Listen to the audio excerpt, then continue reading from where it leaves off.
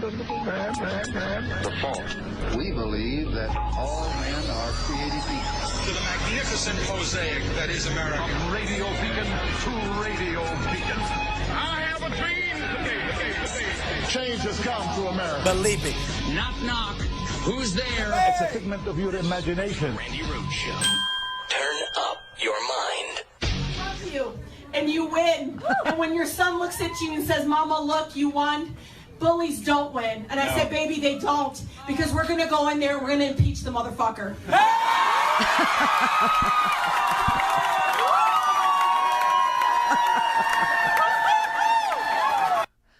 It was a swearing in. I just want to, I think that's in bounds, don't you?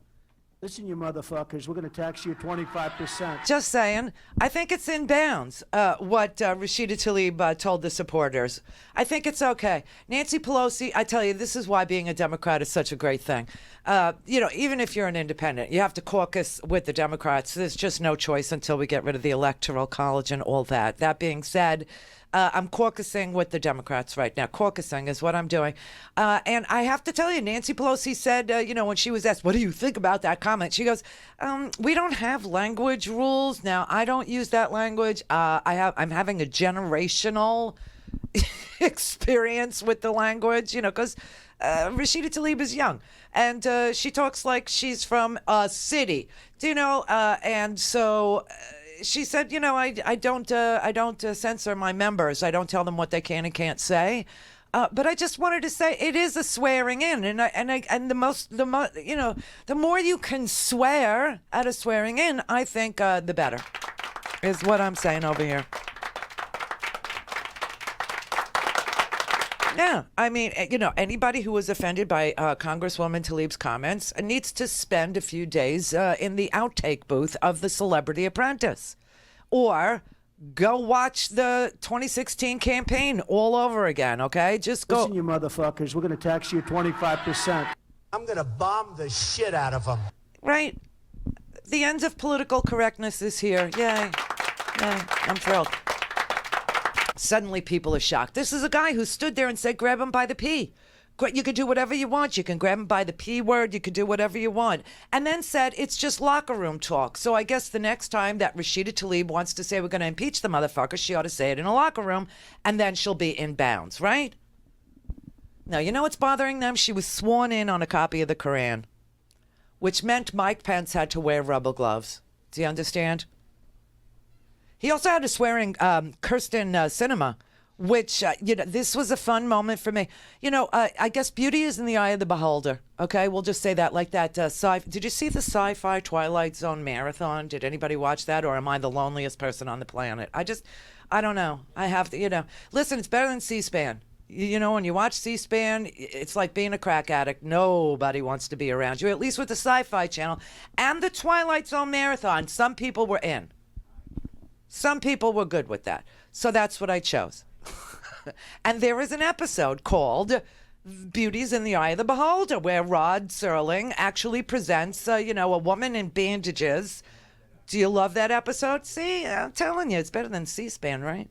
Who the hell wants to sit with you like, when you're watching? Nobody wants to be near you or around you or touch you. They think you're just such a freak, which means beauty is in the eye of the beholder. I mean, if I went on Elite Singles, if God forbid, Howard should, and I went on Elite Singles, they wouldn't even let me on there. You know why? I don't have a degree. I only have an honorary law degree. I don't have a real degree. I couldn't even date on that dating site.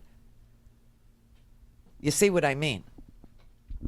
Prejudiced people. And so Rod Serling did this episode about this. It turned out the actress was actually Ellie Mae from the Beverly Hillbillies, and she's all wrapped in bandages and stuff, and she's screaming at the universe and crying and yelling at the doctors, why do I have to be this way, and why can't I look like everybody else?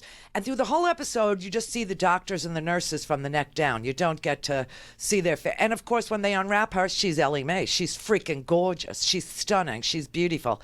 And the doctors and the nurses are freaks of nature. They all look exactly the same with the same freaky face, right? And the message is that, they have joined some unitary planet where everything is about conformity. Everybody's got to look the same, and they all chose freak. Kind of like a Mike Pence. Do you know? awkward freak.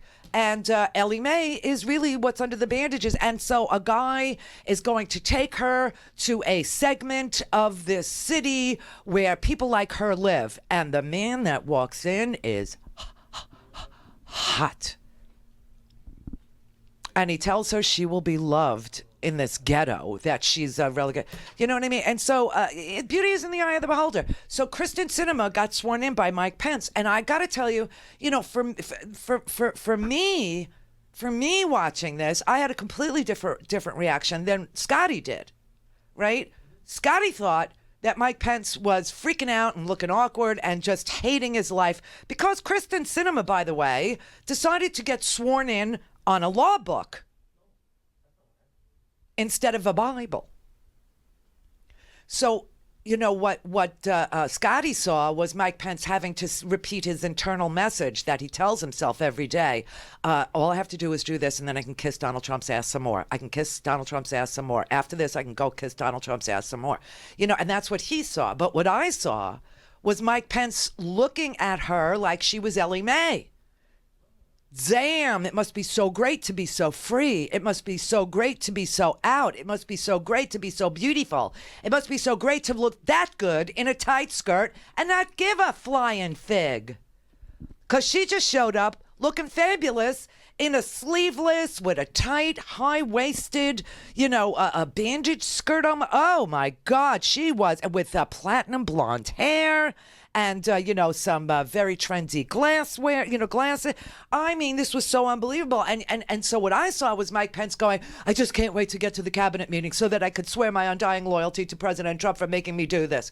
Right. And Scotty saw somebody that, you know, was hating his life. No, Scotty saw that. And I saw somebody that was like, wow, it must be so great to be so free. Because, you know, Mike, it's always the suppressed guys that are the most homosexual, fearful. Do you know, it's always the very suppressed, freakiest people on the planet.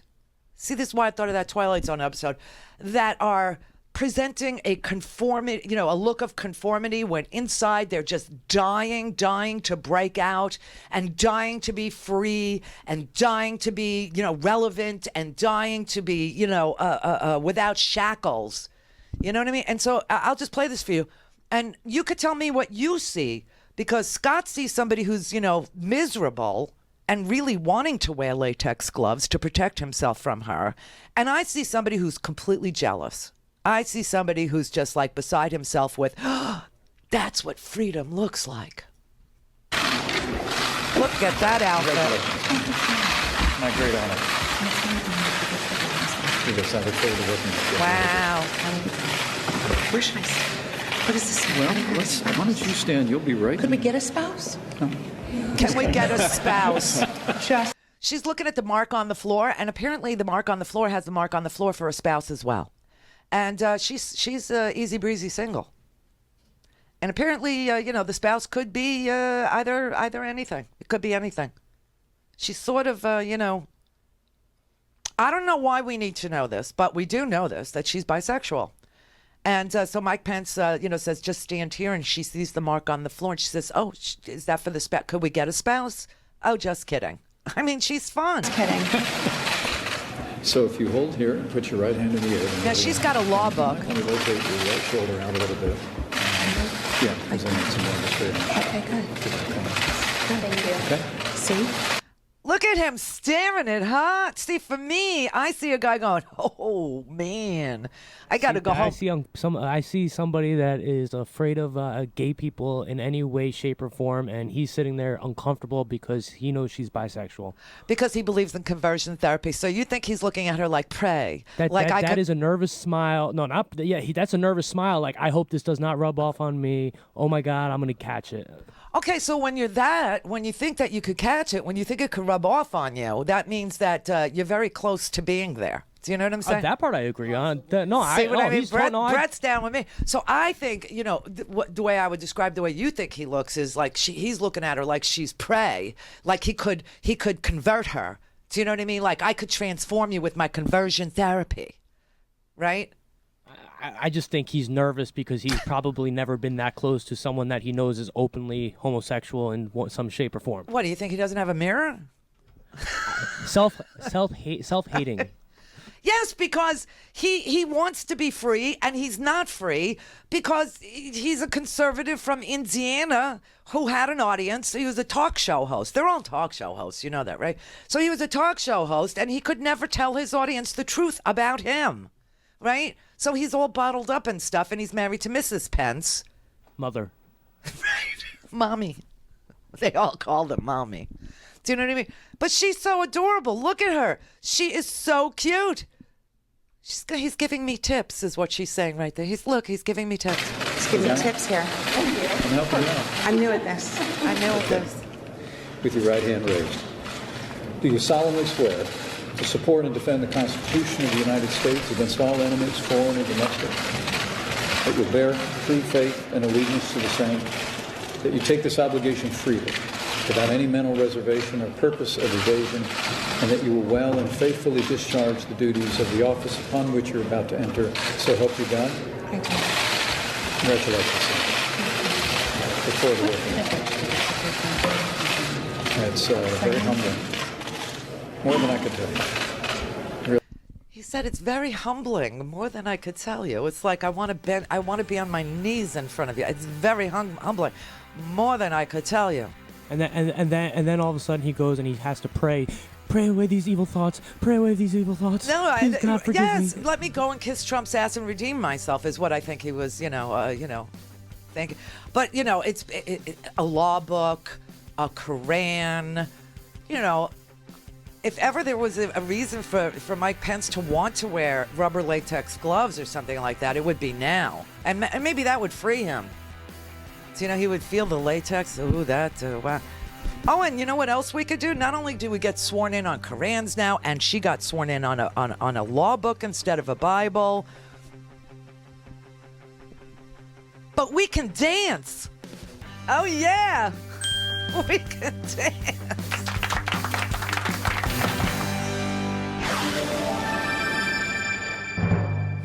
All things Randi at RandiRhodes.com. Go for launch. Speaking truth to power, the Randi Rhodes Show. For decades, Democrats have fought on behalf of the notion that anyone from any walk of life should have a fair shot at achieving their hopes and aspirations. We're the party of the American dream and America's dreamers. Democrats are the party of good trouble and si se puede. From Selma to Stonewall, we've taken to the streets for the cause of equal rights, because every American deserves basic fairness, no matter an individual's gender, faith, race, who they are, or who they love. We're the party of clean air and water, and we're never going to stop fighting to protect the world we leave our kids. We're the party of common sense gun violence solutions, because this epidemic has got to end. Democrats are the party of reproductive health, because women, not politicians, should be in charge of their own bodies. We're the party of Medicare and Social Security, and our fight for the health and well-being of Americans didn't stop at the desk of LBJ. Generations later, we're fighting for the Affordable Care Act, because no family should have to choose between going to the grocery store or going to the doctor, paying for food, or paying for cancer treatment. We're the party of the New Deal and the economic recovery, because we know in our hearts that if you work hard and play by the rules, anyone ought to be able to get ahead. Democrats know that our nation is stronger when we have an economy that grows paychecks, creates good-paying jobs, and gives regular folks a chance to succeed. We know from our history the power of ordinary people to effect extraordinary change. And we are ready to effect extraordinary change like never before. We are Democrats.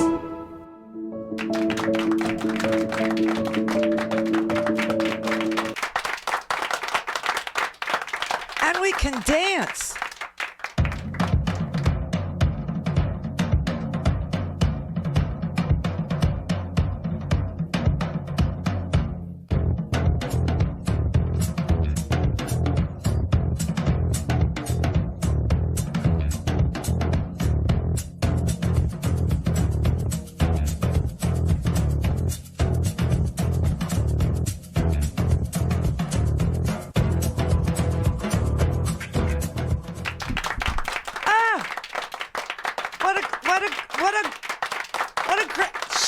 Let me tell you something. Some lunatic right-winger thought that they were going to tweet this against Alexandria Ocasio-Cortez, that he was going to destroy her with this. Let me tell you, if there are any more videos like this one out there, she's going to end up being a senator in 2020. Can I just say, she needs to be the chair of the House Committee on Adorable. Oh, that is so. I mean, her and Beto, they could form a band and be the 2020 presidential ticket and be just as entertaining as. Oh, my God. She is so adorable. And this video was tweeted by some conservative dude with like 600 followers to embarrass her. Go look at the entire unedited video, because anybody in that who could dance like that should be elected to office just on the strength of that talent alone. That, and she likes clean air, and that, and she likes clean water, and she's for green energy and an infrastructure plan. I mean, just amazing. So why did they think that these videos of, Rashida Tlaib from Michigan or Alexandria Ocasio-Cortez from New York, why do they think that Democrats are somehow going to recoil in horror, because the girl can dance, or out of swearing in, she actually swore? What's wrong with people? You know what that tells me? She went to a prestigious university. That was taped at Boston University. She went to a prestigious university. She majored in like economics and international relations. Okay? And she can really dance. We have a president who pays off porn stars now and shuts down the government because he wants a third century wall. Give me the good dancers. Give me the people who believe in clean air and clean water, who believe in, capital gains not being taxed less than actual work. Give me those people. And if they can dance, and if they speak truth to power, and if they swear in on a law book, which is just beautiful, and look good on top of it in a pair of high heels and a bandage skirt? Well, oh man, that's everything. We got this. We totally got this. And I mean, we got a president who said, you can do whatever you want to women. You can grab them by the P word. And that's not even at the top of the list of the things that he did wrong, okay? It's not even at the top. It's just one of the things. And it's just unbelievable. And today, they had their meeting, okay, about the government shutdown, which, by the way, tomorrow, 2 weeks. 2 weeks. Now, you got people who work in federal corrections. Literally, you know what the federal corrections officers make in like Jessup, Georgia, or the little one in Louisiana? You know what they make a week? Well, now they make nothing. But usually, they make $500 a week. Ow! And they're not even sure they're getting that.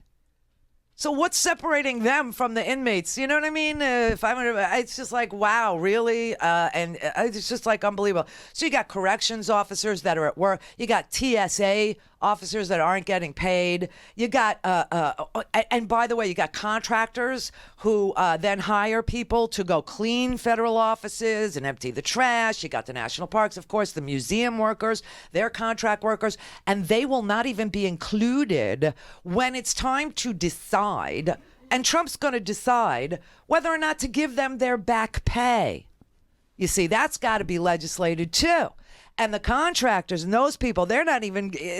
Now think about the people who, there's a story today about a guy who, he's a firefighter, and he's eligible for a federally insured FHA loan, and he's buying his first house. But he can't get the application for the FHA mortgage processed because they're out. They're not essential, and they're out. So the guy who is trying to sell the house now has to pay the mortgage because it's the first of the month for another month, while the buyer waits for his FHA loan to get processed so that he can move in. Meanwhile, he's got to pay another month wherever he's living, and does not know whether or not, or when people are going to come back to work, and if those people are going to get stiffed or if those people aren't going to get stiffed, you got the immigration courts with backlogs of cases already, and now everything's being postponed and everything's being delayed. By the time this government opens, you got your immigration judges that are going to have anywhere from 750,000 to 1 million backlogged cases. What a genius this president is. What a genius he is. And he stood there today. They had this unbelievable hour-long, off-the-hook, rose garden thing where the president just, lied and lied for a full, solid hour about, he's proud of this shutdown, but it's their fault. I mean, he was all over the place. It was really sick. It was off the hook. He's saying that the workers, the federal workers, they're thrilled he's doing it. They support him because he's the best president ever. He's got more done in the last 2 years than any president in the history of the United States, and that you can't impeach him because he's doing such a great job. And he's saying this while the government is shut down. It's the nerve of him. It's just endless. It's really, he's blind. He's blind as a bat, and he just keeps on selling what is unsellable. There are numerous articles today about what the federal workforce is actually saying. Here's somebody who's working on typhoon recovery in the Northern Mariana Islands. They don't live there. They're just there as part of our federal response, right? And he said, for me, it's do I consider a car payment or do I pay the gas bill or the phone bill? Those are the conversations that I'm going to have with my wife within the next week. This is just a federal contract worker who's out in the middle of the ocean. It's big ocean, big.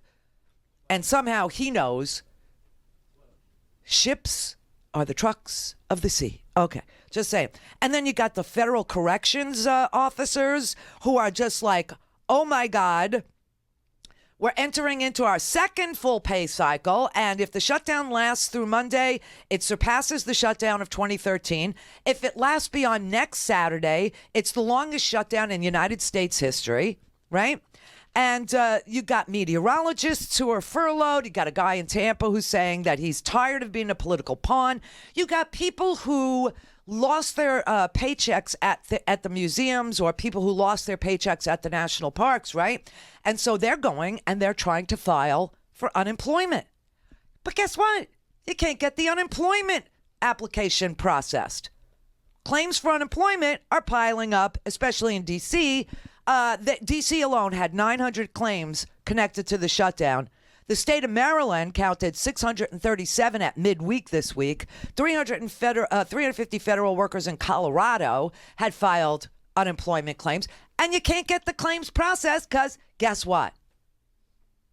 Not essential, not showing up. So here you've got 800,000 federal workers that are affected by this. You got like 430,000 of them who are working without pay, and the rest of them sitting at home. And the feeling among these workers is frustration and disgust. TSA especially, Brian Turner, he's an officer with TSA at the Philadelphia airport. He had 6 years, he's got 6 years of experience working at TSA. He said, I enjoy being the last line of defense for people getting on airplanes. He said, but it's indefensible not to appreciate the role and responsibility that there is to make sure that the government runs smoothly. Said he lived through the 16-day shutdown in 2013, but then he didn't have a house and a family. He says, I can't go 2 months without a paycheck. I love working for the country, but we can't go 2 months without a paycheck. 420,000 of the workers are essential, and they're showing up without any pay. How do you work without pay? That is like, that's indentured servitude. That's like a chattel slavery all over again. They don't know if they're going to get paid, and the back pay has to be legislated. And 380,000 are furloughed, right? And so you got people in less populated areas, like where we like to put their prisons.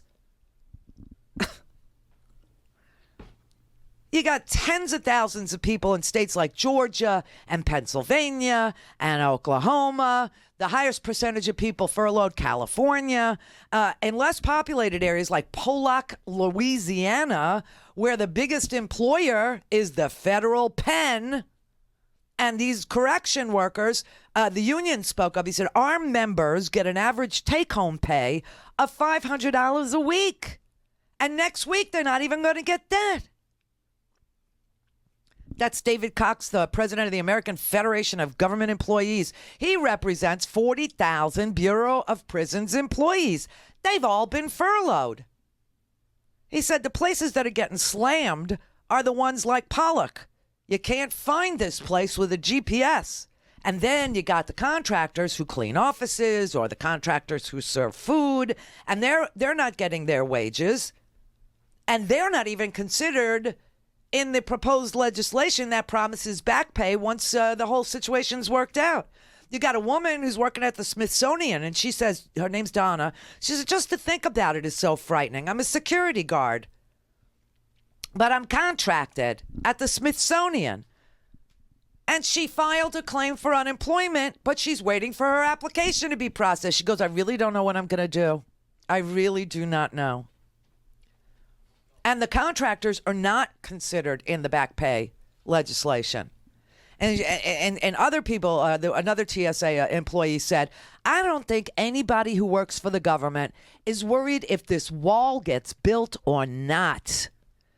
All we want is to go back to work. We have to pay our bills. We're racking up late fees.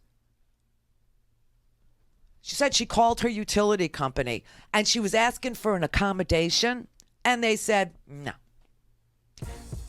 Now Trump stood on in the Rose Garden today, and they asked him about, well, you are a landlord, sir.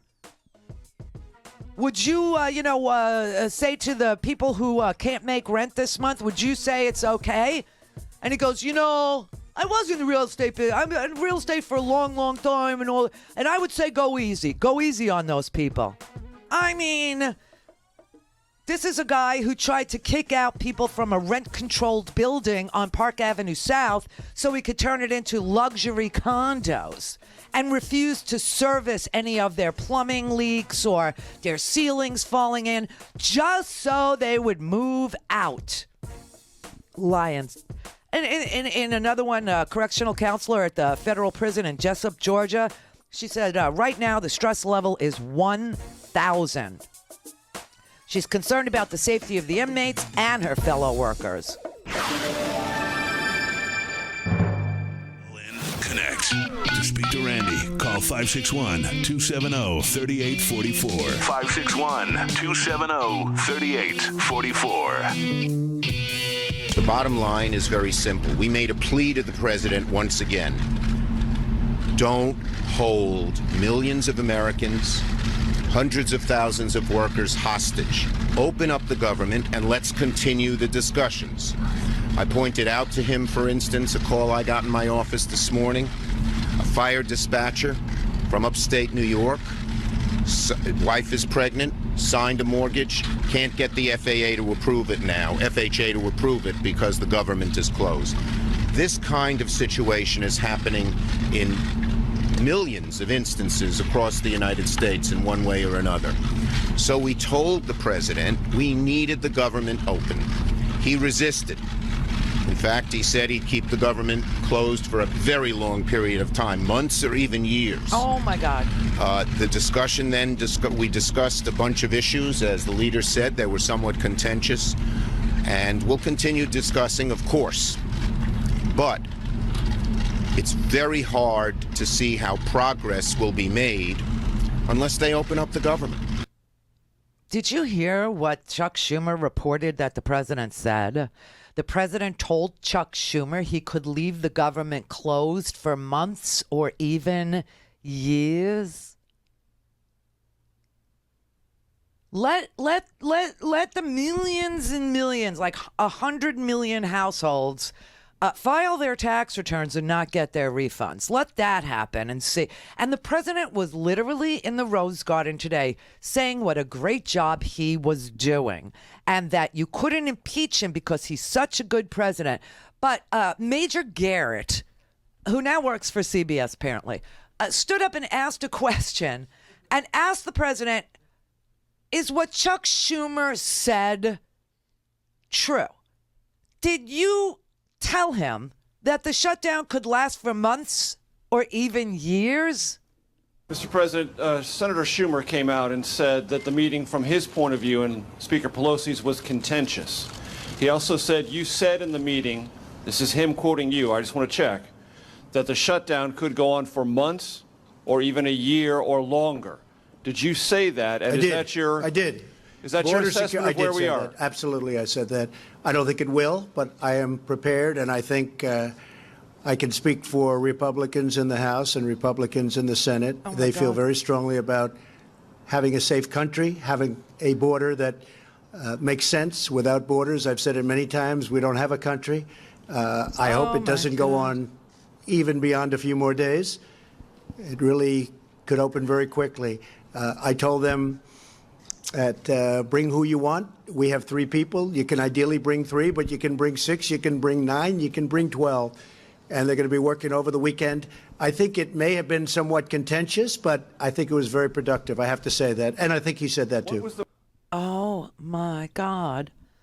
You literally have a president who is willing to keep the government shut down for months or years because he promised Al-Qaeda, the base, that he was such a great businessman that not only was he and such a great builder, he was going to build you a wall and Mexico was going to pay for it.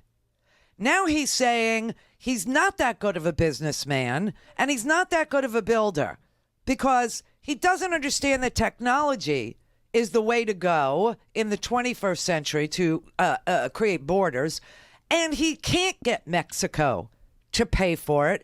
So now he wants you to pay for some stupid wall, which he had said would be made of concrete plank.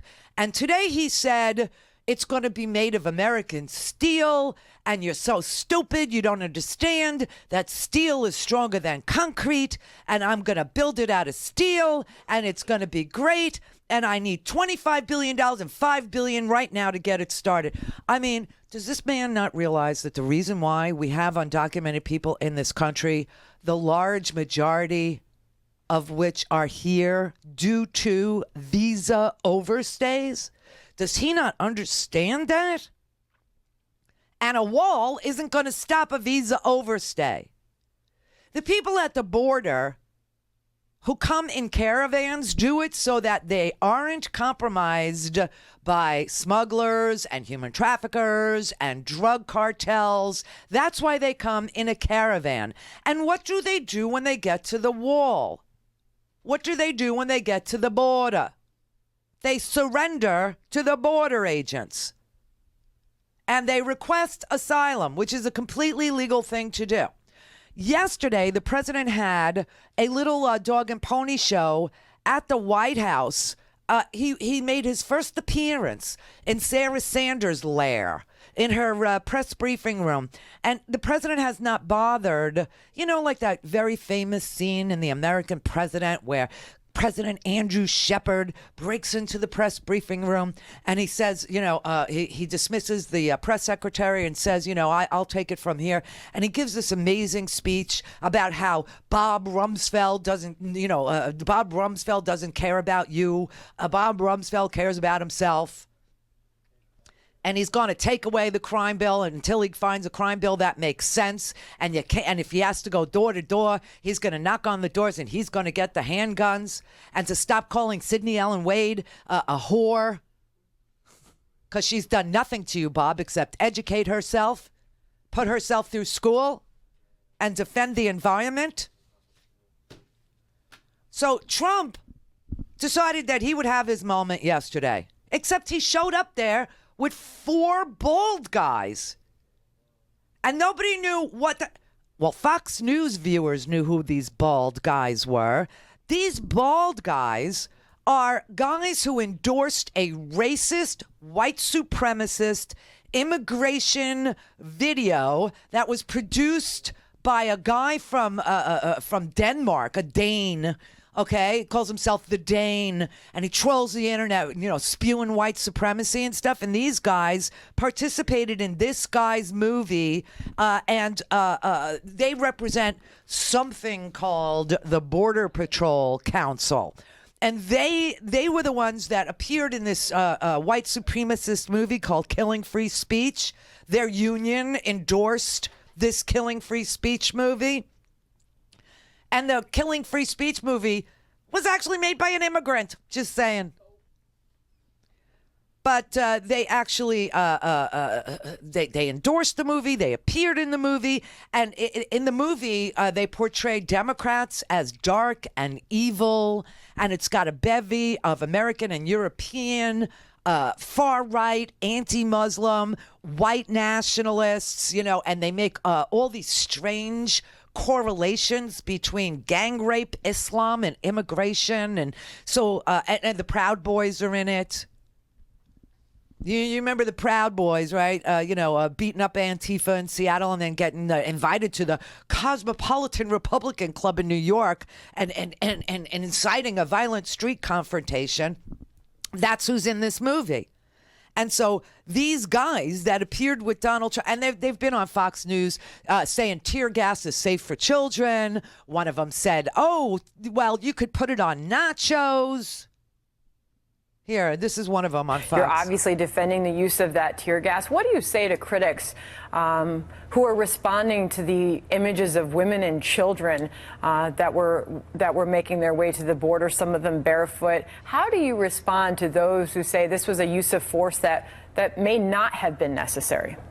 It absolutely was necessary. When you have grown males that are pushing women and children up to the front and using them to be able to throw their projectiles, they gave us absolutely no choice. And you have to take in the totality of the situation, look at where we lobbed the tear gas. We did not lob the tear gas at the women and children. We lobbed it away from the group to where it would be able to disperse to allow the women and children to get away. Yeah, right. It was done very professionally and it was done very well, and there were absolutely no injuries. Some of the latest that we are learning about the makeup of this caravan, 8,500 members of the caravan officially in Tijuana.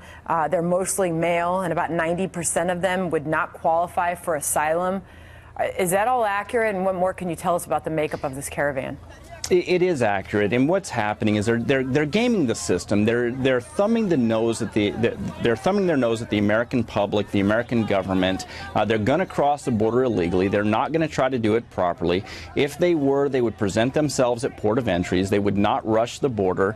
But unfortunately, we have a history of dealing with these caravans, and the vast majority of them, their first act upon coming to the United States is an illegal act, and that sets the tone right there. And that just cannot be tolerated, and it can't happen. All right, let me tell you how we know he's lying. Okay, Tijuana is a port of entry, and that is where this all happened, at the port of entry, the legal port of entry.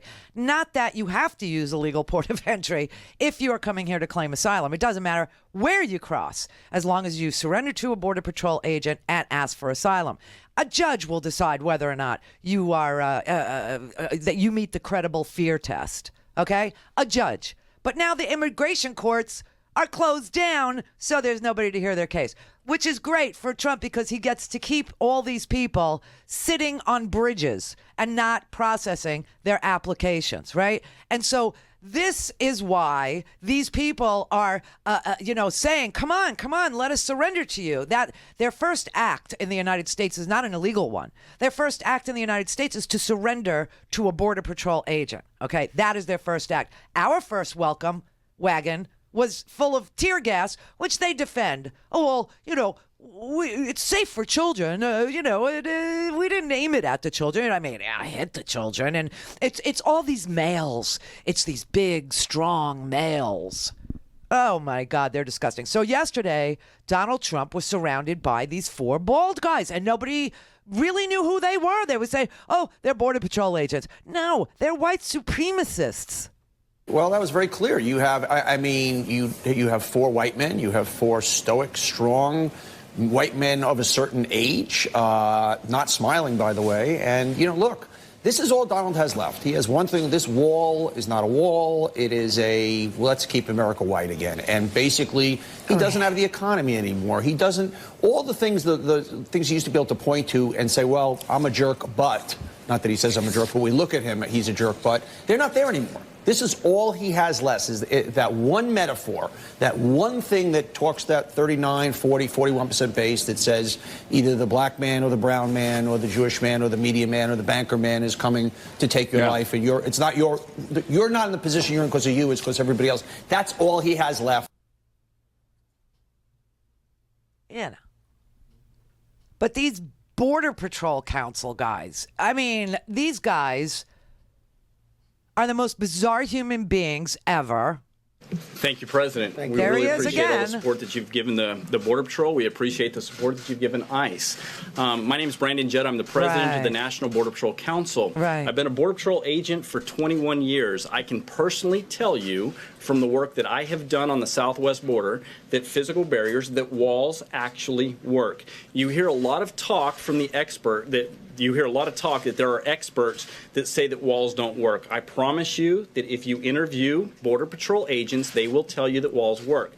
Okay, so let's go down to the border. Let's go down there and listen to some ranchers on the border talking about Border Patrol.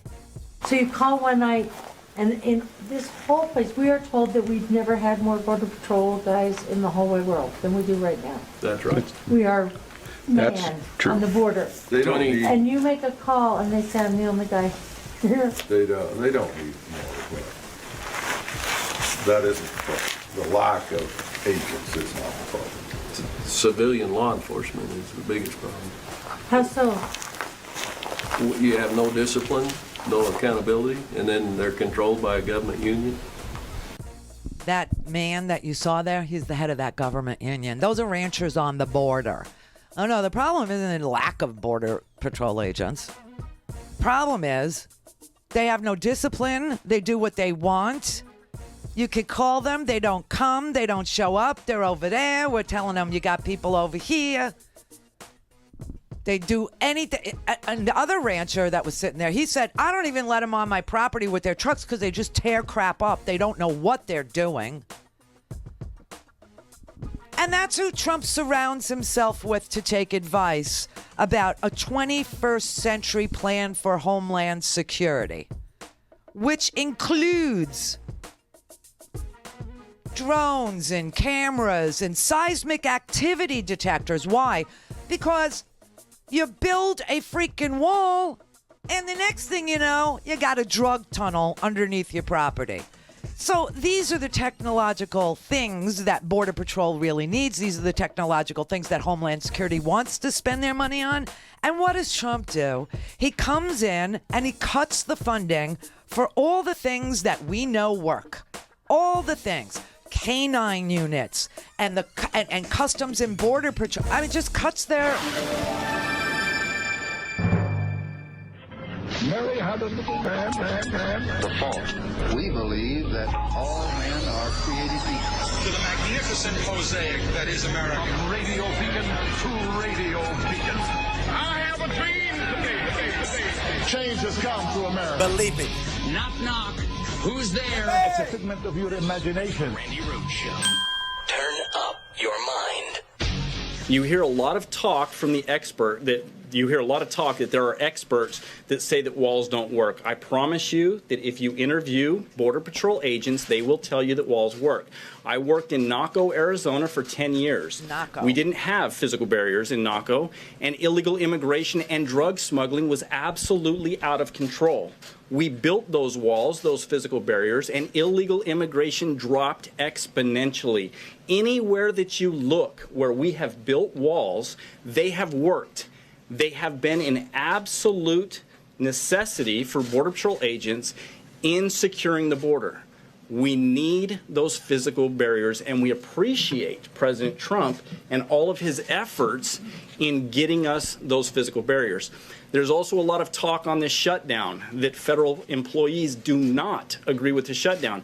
I will tell you that's not true. And with that, I'd like to introduce Art Del Cueto. He is the Vice President of the National Border Patrol Council. He's also a longtime Border Patrol agent out of the Tucson sector, and he'd like to say a few words about the shutdown. Thank you. Thank you, everybody. Once again, my name is Art Del Cueto. I am a Vice President with the National Border Patrol Council. And I want everybody to take the time to understand what's going on. We are all affected by this shutdown. We have skin in the game. Then you're However, an idiot. It comes down to border security.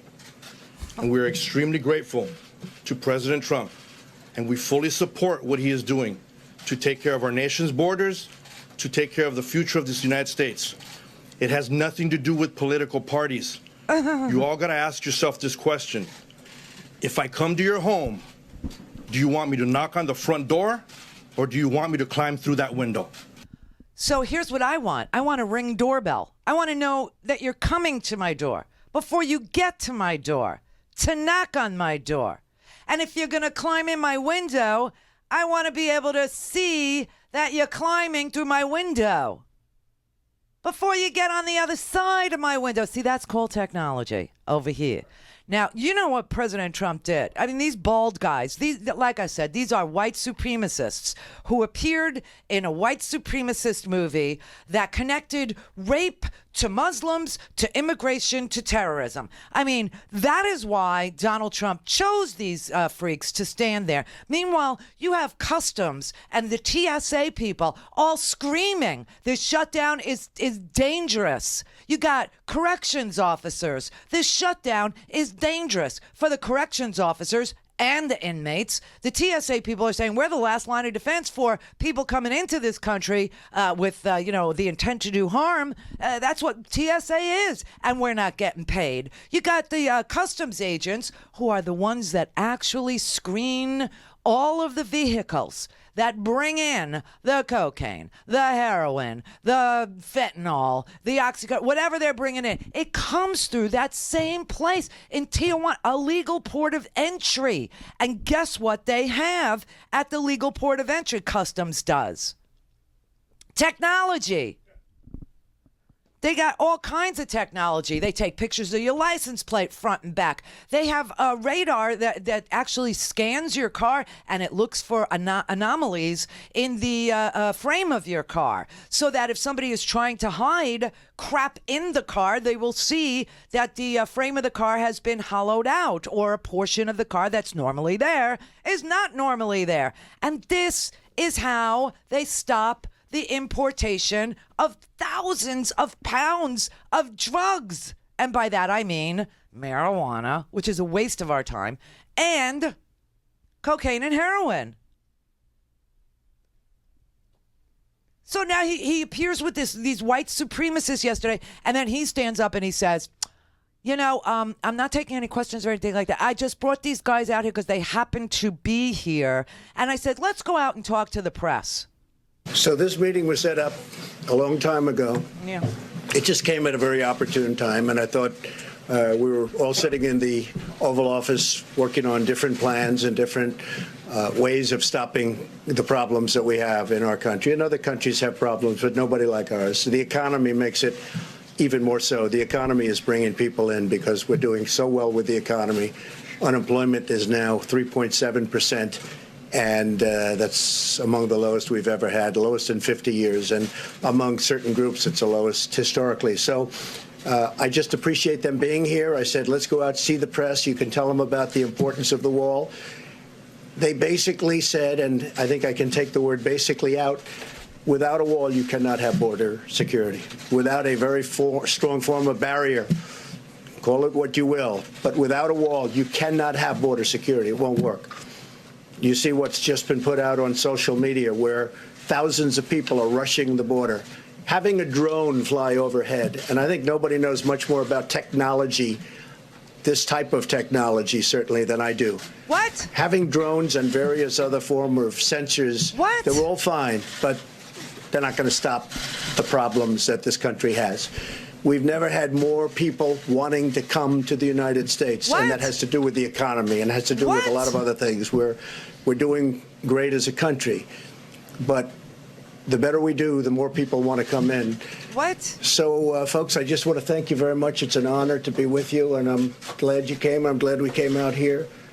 And first time I've ever done this is the first time I've done it. I've done it for you, and I'm very proud of that because you've done a fantastic job. And I want to thank you all. Chris, thank you very much. Thank you all very much. Appreciate it. Thank you.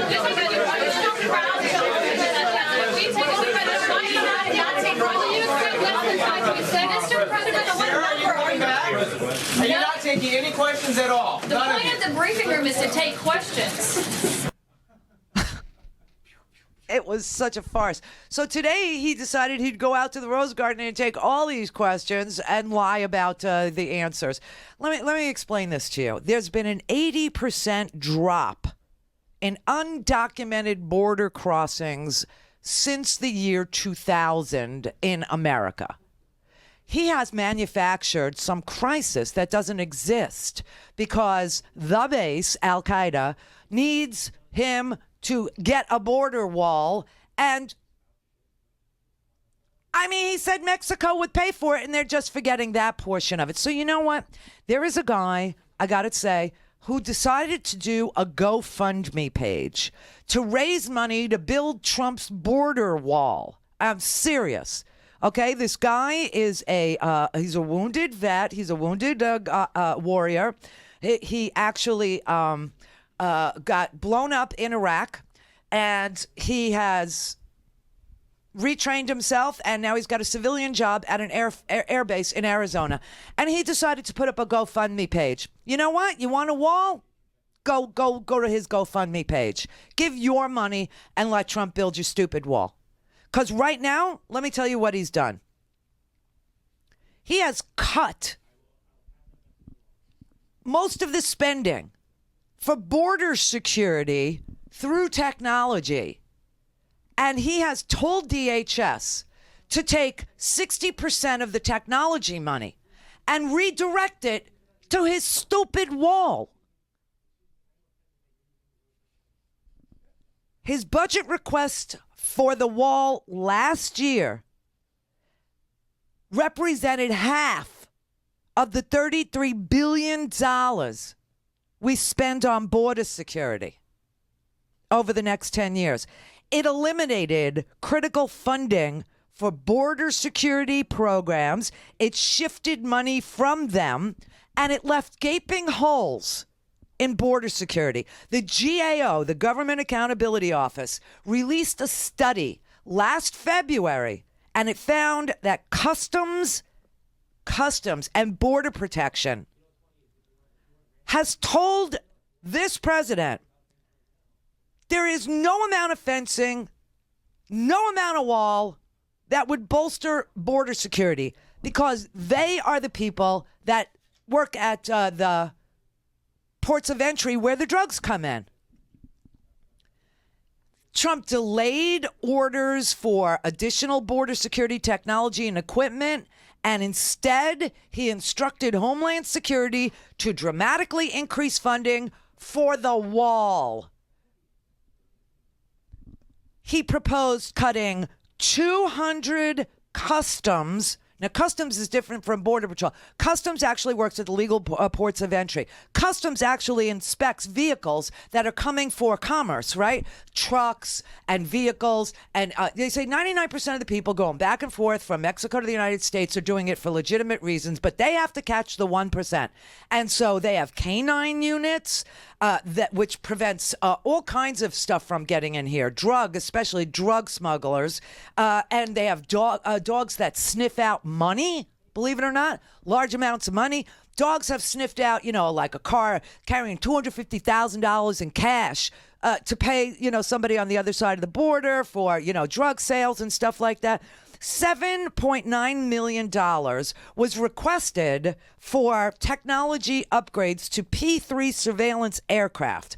These aircraft operate thousands of miles outside of our borders, and they track the narcotics before they ever even get to our shores, okay? They track the drug trade from Colombia and the drug trade from Peru and the drug trade from Ecuador, right? He actually said no. He said no. He denied their request for surveillance aircraft because he's redirecting the money to this stupid, stupid wall.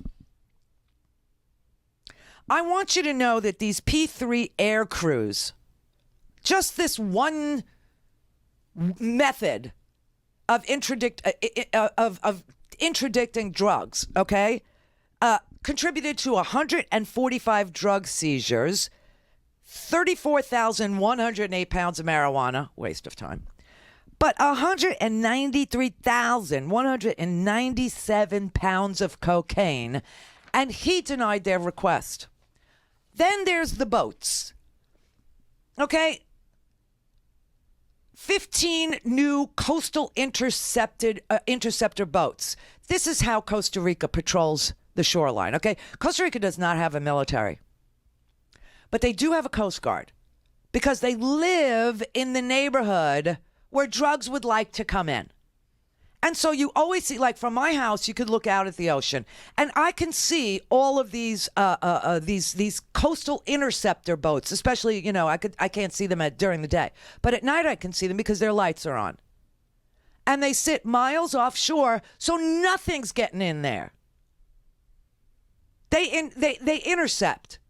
And every day you see, you know, like the people of Costa Rica cheering on their Coast Guard because they intercepted this amount of cocaine or that amount of heroin, or right? Okay, and that's exactly what we do. So they asked for some money to buy 15 new coastal interceptor boats to catch the drug smugglers. That's $15 million to expand the fleet and to keep up with the drug smugglers, who are doing it with smaller, faster boats now. Trump said no. Then we have 500 K-9 units that customs officials say play a key role in preventing terrorism, drug smuggling, and money laundering.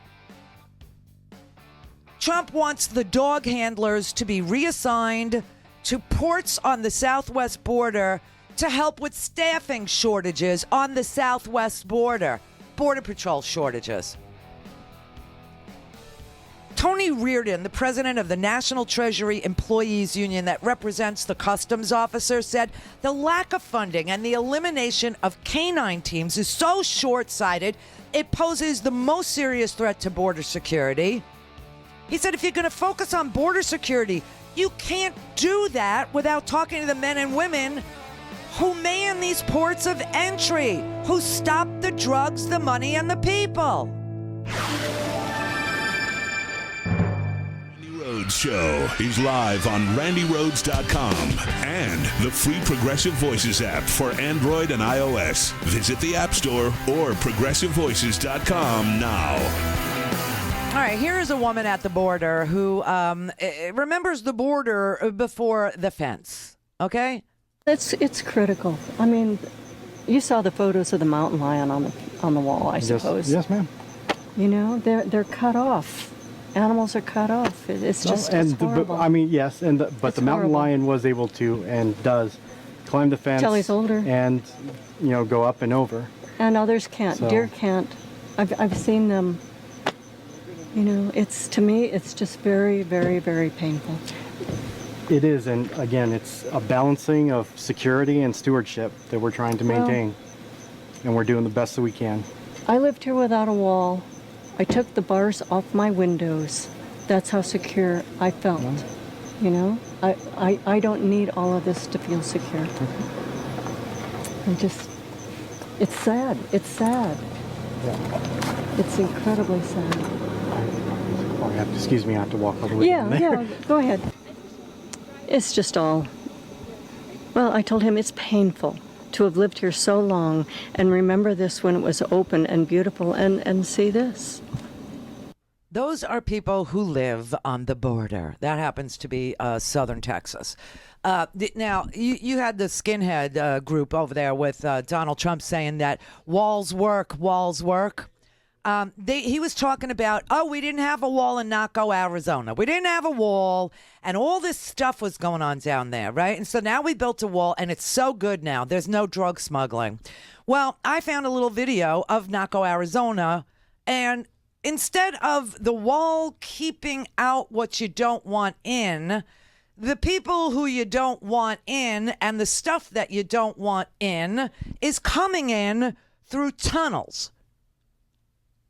Which is why you need sensors in the ground that can detect somebody building a tunnel. These are not little tunnels. These are not like you went out in your garden and you took a little spoon when you were a kid and you said, "Ooh, Ma, I'm digging a hole to China. I'm not going to stop until I see the other side of the world." No, this is like serious work that goes on for months at a time to create a tunnel this freaking long. Okay, watch. Look at that.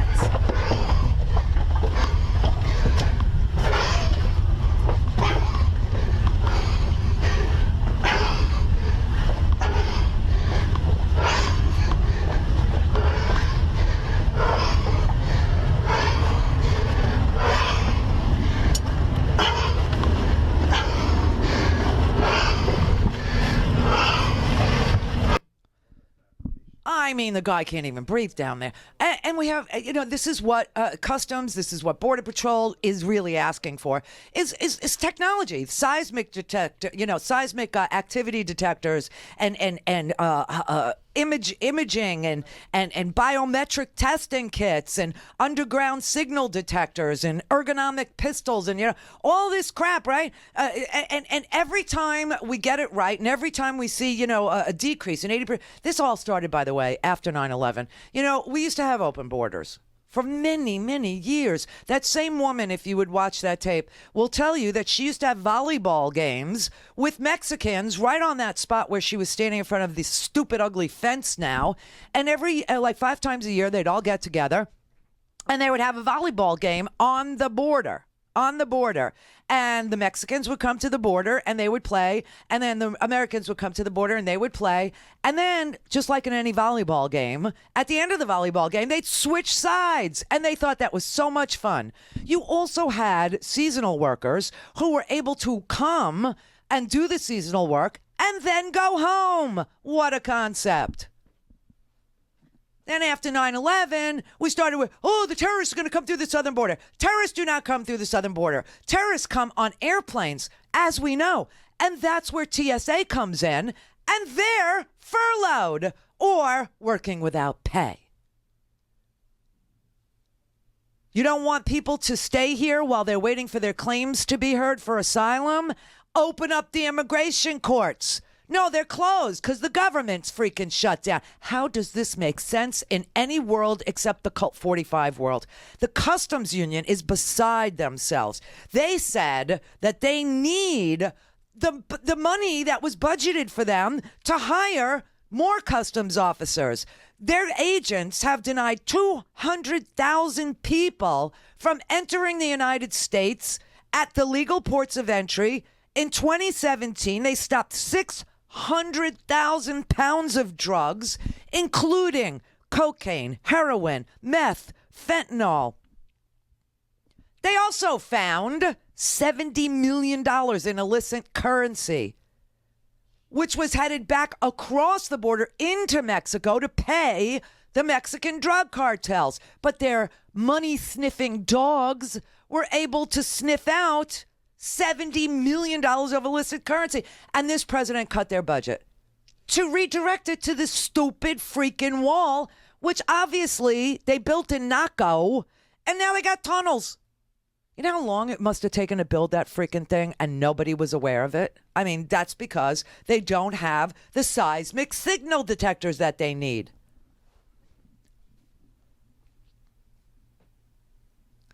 The biggest impact on border security, the biggest impact, are customs, the customs agents at the legal ports of entry, where the drugs, where the money, where the smuggling, the human trafficking actually occurs. And they are 3,700 officers below required levels. Why?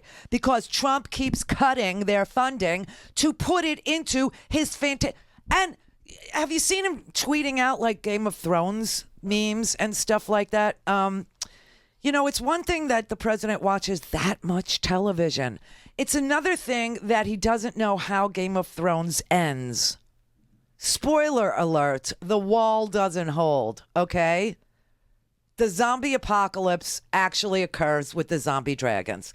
I mean, honestly, this man is so completely bizarre. He is so unfit for president. He's unfit for anything. I wouldn't even want him as a landlord. Nobody wants to work for him. Again, we're on the third, fourth, fifth string of people working there. Mitch McConnell, I don't know what spell he's under, but you know, it's so weird. Mitch McConnell's Senate voted out 6 funding bills and agreed to a funding bill for the Department of Homeland Security that would keep them at the same level they're currently at until February 8th so that everyone could negotiate in good faith, right? And then the House passed those bills yesterday, their first day. The Democrats got to work and they passed all those bills. And Mitch McConnell says they won't pass the Senate. Oh, is this like they were for it before they were against it? I thought that was a flip-flop. I mean, this is so unbelievable. The House passed a package last night to fully reopen the government by funding the Department of Homeland Security through February 8th, the date that Mitch McConnell picked. Trump threatens to veto it overnight, and now Mitch McConnell says it won't pass the Senate, and it's the exact same bill. I mean, is Mitch McConnell and Mike Pence, are they cool with Trump making them look like complete idiots? Because that is what's going on. These are the same exact 7 bills. The 6 non-DHL bills, they're a mirror image. Like I said, they didn't change a period or a comma. They didn't change anything. Okay, and now he's sitting there trying to get these sycophants to believe that those bills can't pass the Senate. Those are the Senate bills that the House passed. And now the new crack is not the crack of dawn. The new crack is the cracks in the wall. Now you got Susan Collins, who's getting peeved and pissed, okay?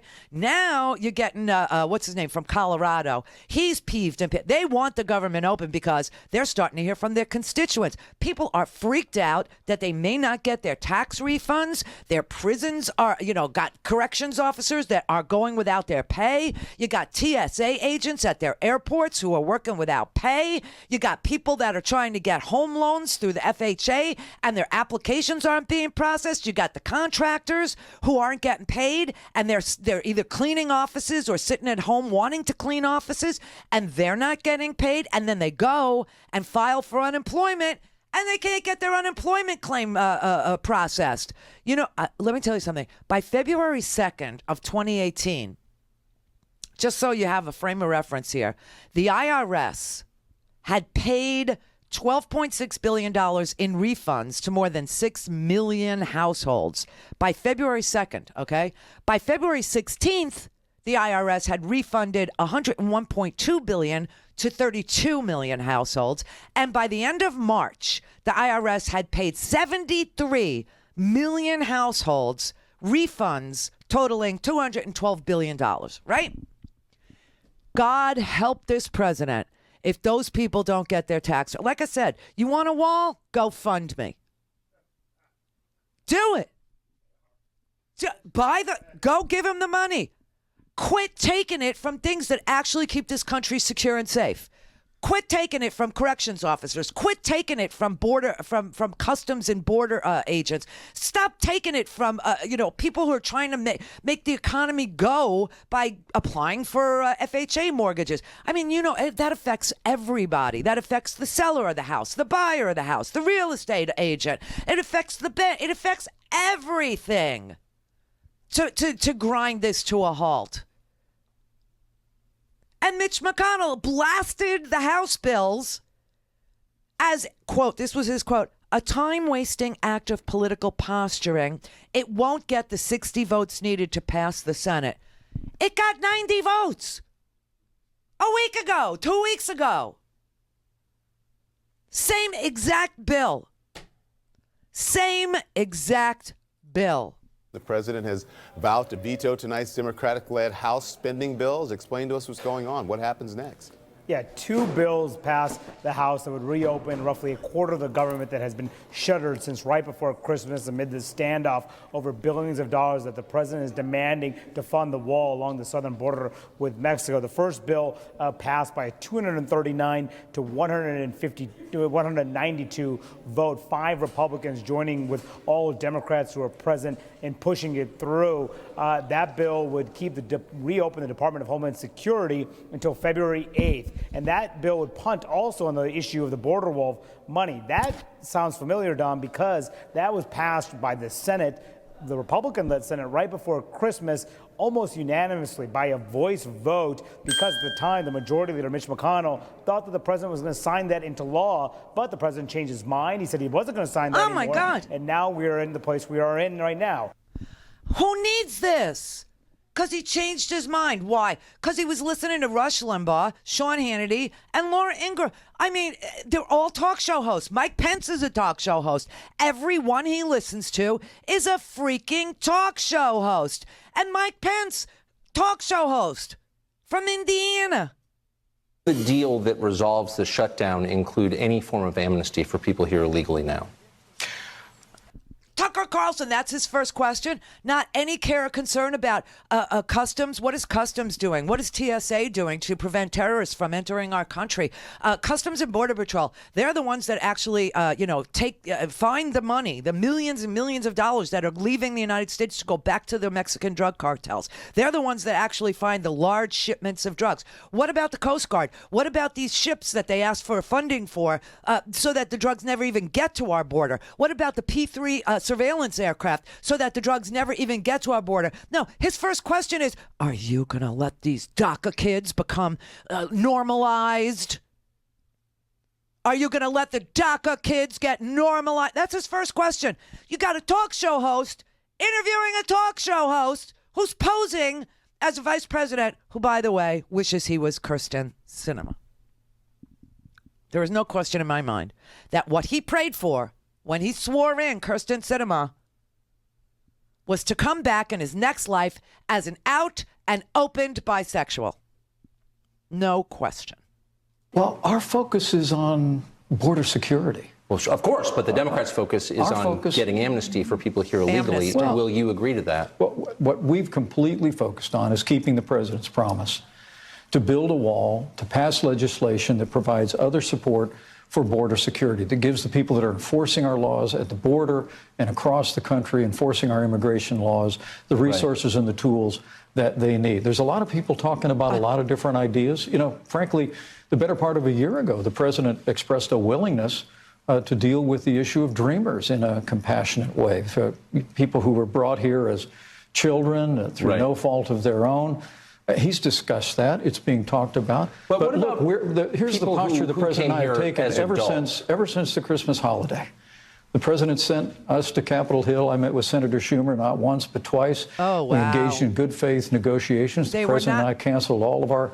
I can't listen to this, okay? There were no good faith negotiations. First he doesn't know what to say because he knows Tucker Carlson's a dyed-in-the-wool racist, and he doesn't want DACA kids to have the protection of the law to finish their education, to become doctors and lawyers and the technology experts for the future, right? And then all of a sudden Mike Pence downshifts into, we did talk about the DACA kids and, we were trying to negotiate in good faith and, the Democrats, don't you remember that meeting? President Trump said, yeah, maybe we should do a clean DACA bill. We should do a clean DACA bill. And Dianne Feinstein was beside herself. Oh, that's great. And then Mark Meadows chimes in, whoa. You don't know what you just agreed to. You don't know what you're doing. And then he changed his mind on that. Then the Democrats came back and they said, we'll give you $1.6 billion. We'll give you $1.3 billion. We'll give you $1.8 billion. But you just can't spend it on a wall. I'm shutting down the government. I'd be proud to shut down the government. This is the Schumer-Nancy Pelosi shutdown. How is that good faith? This is the Randi Rhodes Show. To speak with Randi, dial 561-270-3844. That's 561-270-3844. The wall is a 14th century solution. We know what happened to the Great Wall of China, the Berlin Wall, the French and the Germans in World War I. We know what's happened on that. And if you look at the fencing, the last time we really had a large number of new fencing, it was under President Bush. And under President Trump, there's been 0 new miles have been added. They all have been monies to replace the fence that got built under Bush. I mean, he's just got to understand, stay away from the campaign promises, look at how we can secure the southern border. If we can do that, I think we'll be able to do that. Now, in the next few days, I'll be releasing some numbers where we compare FBI stats on murder, rapes, assaults. The border crime rate year after year is lower than the national crime rate. And if you look at the most dangerous cities in the country, none of them are in the border. And in fact, if you take Laredo, my hometown, the murder rate, the assaults, and the violent crime, it's about 3-4 times higher here in Washington than it is on the border. So again, those are the facts. But unfortunately, people, make the border to be something else. And I invite people to go down the border and be happy to show you or anybody else what the border is all about. Absolutely correct, sir. Seriously, dude, wake the F up. Again, you want a wall? You pay for it. Go to the GoFundMe page. Go there and give your hard-earned money to this wounded warrior who I'm sure will be a good steward of it. It is a GoFundMe page to give $5 billion to President Trump to build a stupid, stupid wall that doesn't have a prayer of keeping drugs out of this country, that doesn't have a prayer of keeping the money from flowing into Mexico after they sell the drugs here in the United States, because all that happens at the ports of entry where customs toils. And by the way, the biggest, again, cause of people in the United States without proper documentation is visa overstays. Has nothing to do with the border. And you want to know where they go to work? Trump properties. And we read from the New York Times. This is from, 2 days ago. A former employee of the Trump National Golf Club in New Jersey said that her name was removed from a list of workers to be vetted by the Secret Service after she reminded management that she was unlawfully in the United States, and she is just the latest worker to assert that supervisors at the elite Trump resort were aware that members of their workforce were undocumented. The Bedminster Golf Club has recently terminated several workers who were determined to be ineligible to work in the country. A lawyer representing the women has met with investigators from the New Jersey Attorney General's office and the FBI, presenting to them evidence that managers at the Trump Golf Club knew that workers were in the country illegally and that at least one supervisor helped them obtain forged working documents. Oh, yeah. Oh, yeah. So tell me, if that's all fact, am I lying? Emma Torres, an undocumented immigrant from Ecuador, prepared food at the club. She said members of the kitchen staff were asked in 2016, as Donald Trump was running for president, to write their names, addresses, and other details, including their social security numbers, on a list of employees that would be submitted to the Secret Service for clearance. Quote, when I learned this is for the Secret Service to see the records of everyone because they're giving protection to Mr. Trump, I rushed to human resources. I thought, God, what will I do? I used a fake social security number when I applied for my job. So she told the human resources person, whose name she does not know, that she does not have legal status. And the woman told her, quote, that's okay, no problem, and scratched her off the list of people to be vetted. The HR person then asked Ms. Torres to provide her the names of the other workers, kitchen workers, who might be undocumented, and Mrs. Torres provided them to HR. Managers at the golf club and at Trump International did not respond to requests for comment on Mrs. Torres' account. A Secret Service spokeswoman, however, named Kathy Milhone, said she could not discuss what measures the agency took to vet employees at the golf club. But Ms. Torres said she believes the undocumented workers she identified to management also had their names removed from the lists given to the Secret Service, but all of them remained on staff at the resort. At least one other undocumented employee at the resort, Victorina Morales from Guatemala, she's been here since 1999, and they gave her a Secret Service pin to wear whenever the president was in residence. Secret Service officials say the pin doesn't signify that she passed any security clearance, but she wore it and was given it to wear. Here's another one. After a few months working as a housekeeper, Mrs. Torres said she complained to management about abusive treatment by the supervisor, and then they moved her to the kitchen, where they started her as a dishwasher. She then began to earn her way up and finally became assistant to the chef, earning $14 an hour. Among other tasks, Mrs. Torres noted she made sandwiches for the Secret Service agents and prepared food for Donald Trump. Damn it. What a missed opportunity, Ms. Torres. Trump praised her and tipped her. But she and other former employees who have spoken with the New York Times said that they grew increasingly uncomfortable with Trump's derogatory comments about immigrants during the campaign and, quote, when he won the election, fear took over me. I felt like I was in the lion's den. I had to leave. She quit in early 2017.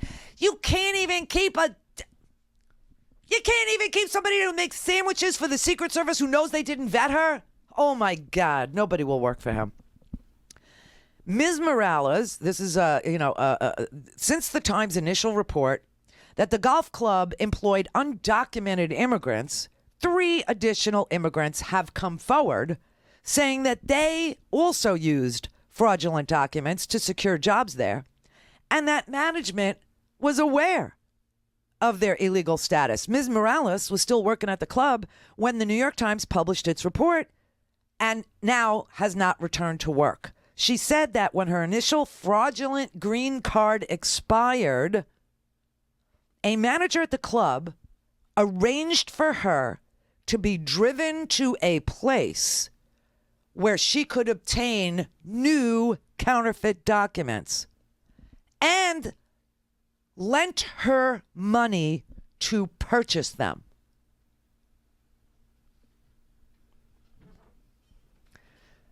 Since the New York Times published its story, the Trump Organization has been quietly scrambling to bring its golf course club workforce into compliance, according to former employees. A lawyer representing some of the undocumented former employees, Annabelle Romero, contacted the New Jersey Attorney General's office and the Office of Special Counsel Robert Mueller. Mr. Mueller's office then referred the case to the FBI, said Mr. Romero, who said that both state and federal authorities contacted him in November. Mr. Romero said he handed over, among other documents, the false documents that a manager had paid for and helped Ms. Morales obtain. That's your president. That's your president. This is such bullcrap, and it's all a distraction. People are literally suffering. they suffered through Christmas. Now they're suffering into the new year. 800,000 people, contractors. I don't even know how many contractors. You know, the entire country is sitting here just with their jaws, and the president continues to lie. Oh, most people are for the shutdown, and I got to tell you, the federal workforce is with me. No, they're not with you. They are freaked out, they are frustrated, and they are disgusted by you. Customs and the TSA and the corrections officers, people that actually do put their lives out there for $500 a week. Freaking corrections officers in Jessup, Georgia, in freaking Podunk, Louisiana. $500 a week, and they're not even getting that now to work in a federal penitentiary, are not with the president. They just want this ended. And the Democrats voted on the same set of bills that passed the Senate with 90 votes, a unanimous voice vote on a package of 6, to open the government and to begin a negotiation about real border security and what it looks like. And obviously, it doesn't look like a wall. It looks like technology. It looks like ships. It looks like a surveillance aircraft. It looks like customs. It looks like TSA. It looks like dogs. It looks like dogs that sniff out drugs. It looks like dogs that sniff out large sums of money. It looks like dogs that sniff out large amounts of people shoved into the back of a tractor trailer coming over the border at a legal port of entry in the middle of all this commerce. And your idiot president is sitting there saying he'll shut down all the border. He'll shut down all the commerce. This man is breaking the United States. He literally is breaking it.